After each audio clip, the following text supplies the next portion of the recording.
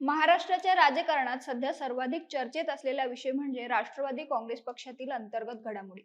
पक्षातील वरिष्ठ नेत्यांमधील मतभेद, नेतृत्वाबाबत सुरू असलेली चढाओढ, शरद पवार गटाशी संभाव्य विलिनीकरणाच्या चर्चा आणि काही नेत्यांच्या नाराजीमुळे राष्ट्रवादीत मोठी राजकीय अस्वस्थता निर्माण झाली आहे. विशेषतः अजित पवार यांच्या निधनानंतर पक्षातील नेतृत्वाचं समीकरण पूर्णपणे बदलताना दिसते.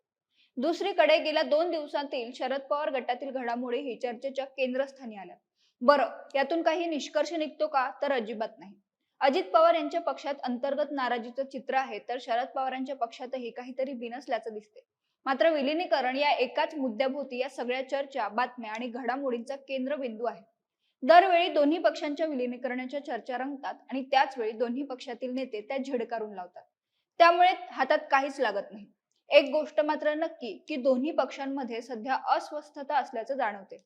आता तर म्हणे राष्ट्रवादीच्या आमदारांनी शरद पवारांची भेटही घेतली. मात्र यामागे नेमकं कारण काय?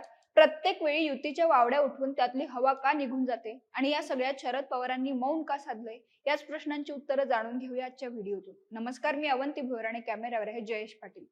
राष्ट्रवादी काँग्रेसमधील नाराजीच्या चर्चांची सुरुवात झाली ती सुनेत्रा पवार यांनी निवडणूक आयोगाला दिलेल्या पत्रात सुनील तटकरे आणि प्रफुल्ल पटेल यांच्या नावापुढे कोणत्याही पदाचा उल्लेख केला नाही इथपासून. पुढे सुनील तटकरे आणि प्रफुल्ल पटेल यांनी शरद पवारांची भेट घेतली. त्यामुळे या चर्चांना अजूनच वाव मिळाला. या दरम्यान पार्थ पवारांनी मुख्यमंत्री देवेंद्र फडणवीसांची घेतलेली भेट आणि त्यानंतर वाढलेल्या राजकीय चर्चांमुळे राष्ट्रवादीतील अंतर्गत समीकरणांवर प्रश्नचिन्ह निर्माण झालं. दुसरीकडे बुधवारी मुंबईतील यशवंतराव चव्हाण सेंटरमध्ये शरद पवार गटाच्या पदाधिकाऱ्यांची बैठक पार पडली. या बैठकीस पक्षाचे सर्व नेते हजर होते, मात्र रोहित पवार अनुपस्थित राहिले. त्यामुळे साहजिकच त्यांच्या अनुपस्थितीची चर्चा जास्त रंगली. यावर मी नाराज नसून माझ्या मतदारसंघातील शेतकऱ्यांचा पाण्याचा प्रश्न सोडवण्यासाठी सिंचन भवन मध्ये गेल्याचं स्पष्टीकरण रोहित पवारांनी दिलं. मात्र या अनुपस्थितीमागे सुनील तटकरे, प्रफुल्ल पटेल आणि शरद पवारांच्या भेटीचे संदर्भ जोडले गेले. शिवाय अलीकडेच शरद पवारांनी पंतप्रधान नरेंद्र मोदी यांच्या परदेश दौऱ्याची तोंड भरून स्तुतीही केली. पंतप्रधान मोदी परदेशात आपल्या देशाची प्रतिमा उंचावत आहे असं ते म्हणाले. त्यामुळे या सगळ्या गोष्टी रोहित पवारांना रुचल्या नाहीत का, असाही प्रश्न उपस्थित करण्यात आला. दुसरी गोष्ट अशी की अजित पवारांच्या राष्ट्रवादीतील 22 आमदारांनी शरद पवारांची भेट घेतल्याची माहिती समोर आली. त्यामुळे पुन्हा दोन्ही राष्ट्रवादी काँग्रेसचं विलिनीकरण होणार का, हा प्रश्न आहेच. मात्र शरद पवार गटाच्या बैठकीत पदाधिकाऱ्यांनी विचारलेल्या प्रश्नावर सुप्रिया सुळे यांनी विलिनीकरणाच्या चर्चांना पूर्णविराम दिला.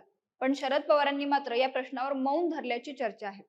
समजा भविष्यात दोन्ही राष्ट्रवादींचं विलिनीकरण झालंच तर त्याचा सर्वाधिक फटका रोहित पवारांनाच बसण्याची शक्यता आहे. याचं कारण असं की राष्ट्रवादीत फूट पडल्यानंतर अनेक ज्येष्ठ नेते अजित पवारांसोबत गेले होते. आता ते सगळे पुन्हा एकत्र आल्यास साहजिकच वरिष्ठ नेत्यांच्या नियंत्रणाखाली पक्ष जाऊ शकतो. हे सगळं पक्षातील अंतिम सत्ता समीकरणांवर अवलंबून असेल. खरं तर राष्ट्रवादीतील राजकारण हे केवळ पक्षीय नसून कौटुंबिक आणि वैयक्तिक प्रभावाच्या समीकरणांवरही मोठ्या प्रमाणात आधारित राहिले. त्यामुळे बऱ्याचदा पक्षांना कौटुंबिक मर्यादाही जपाव्या लागतात. आता आगामी काळात या दोन्ही पक्षांचं पुनर्मिलन होतं की अंतर्गत संघर्ष आणखी वाढतो, यावर राष्ट्रवादी काँग्रेसच्या राजकीय वाटचालीची दिशा अवलंबून राहणार आहे. तुम्हाला या सगळ्याबद्दल काय वाटतं ते कमेंट करून आम्हाला नक्की कळवा आणि महाएमटीबीच्या YouTube चॅनलला सबस्क्राईब करा. धन्यवाद.